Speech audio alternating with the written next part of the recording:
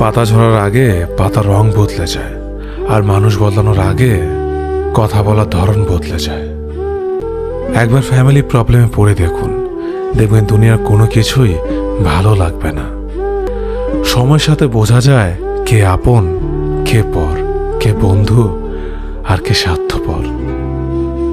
বিশ্বাস আর ভালোবাসা এমন একটা জিনিস যেটার মর্যাদা সবাই দিতে পারে না। সততা একটি মূল্যবান গুণ যা আপনি সস্তা লোকের কাছ থেকে কখনোই আশা করতে পারবেন না। ছোটবেলা শিখেছে, তুমি কখনো ক্ষতি না করলে কেউ তোমার ক্ষতি করবে না।